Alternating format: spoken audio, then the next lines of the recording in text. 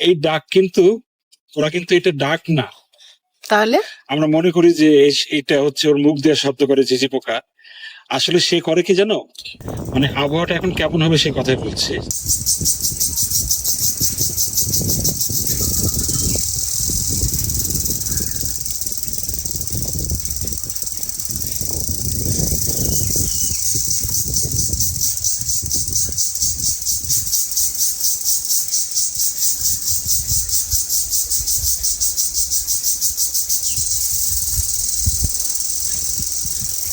কি শুনলো তুই? মনে হচ্ছে কি কোনো মেশিন চলতেছে। হ্যাঁ, মনে হচ্ছে না যে কোনো মেশিন চলতেছে। কি এটা বলো? এইটা হলো পাখির ডাক। না, তাহলে এটাকে পাখি বলে না। কি বলে? এটা খুব সিম্পল জিনিস তো, কিন্তু এর একটা সুবিধা আছে জানো। কি হ্যাঁ, কি? এই পোকা কিন্তু একটা আবহাওয়ার সংকেত দিচ্ছে। তাই? হ্যাঁ, মানে আবহাওয়াটা এখন কেমন হবে সে কথাই বলছে। যদি এখন থেমে গেল আমাদের কথা শুনে। এইটা খুব সিম্পল, সবাই চিনে। তুমি কেন চিনতে পারলে না বুঝলাম না। এটা কি ঝিঝি পোকা? ঝিঝি পোকা। তুমি পাখি কেন বললে? মনে হচ্ছে কোনো কাঠ ঠোকরা পাখি এরকম হ্যাঁ, শব্দ করে। এটা কিন্তু পোকার ডাকও না জানো। কিন্তু এত জোরে হয় ঝিঝি পোকাটা? হ্যাঁ, অনেকটা মানে বসত বাড়ির জন্য একটু অস্বস্তি হয়। কিন্তু আমি এত জোরে তো শুনিনি কখনো, হ্যাঁ। অনেক জোরে মনে হয়। তুমি যদি আরো জঙ্গলে যাও, বিশেষ করে আমি খুব উচ্চ শব্দে শুনেছিলাম তোমার চা বাগানে গিয়ে, সিলেটের পাহাড়ে আর কি। এই ডাক কিন্তু ওরা কিন্তু এটা ডাক না।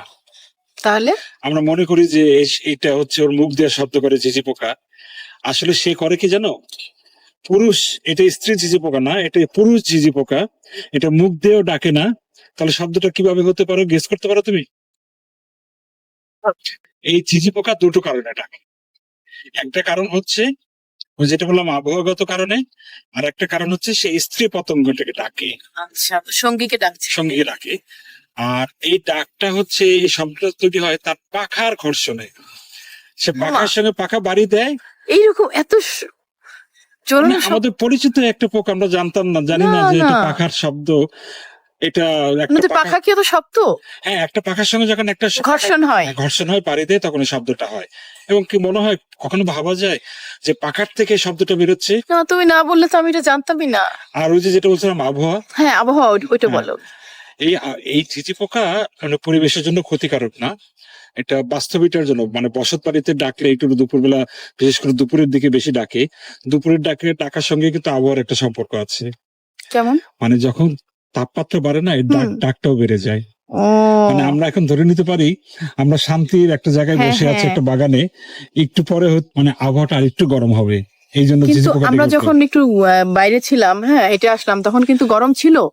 ছিল ওটা এই জায়গাটা, বিশেষ করে এই জায়গাটা একটু ঠান্ডা না। গরম তো গরমের জায়গায় আছে, এই জায়গাটাও দেখুন, দেখবো একটু টেম্পারেচার বেড়ে যাচ্ছে। তাই কেউ যদি মানে আবহাওয়ার গুণাগুণ জানতে চায়, ঝিঝি পোকা খুঁজে বের করতে হবে। ঝিঝি পোকা খুঁজে বের করলে, তার ডাক শুনলে, মানে তার উৎপাদিত শব্দ শুনলে মানুষ বুঝতে পারবে যে এখন তাপমাত্রা বেড়ে যাচ্ছে। গ্রামে এসে ঝিঝি পোকা সম্পর্কে এরকম অদ্ভুত তথ্য জেনে মুগ্ধ হলাম।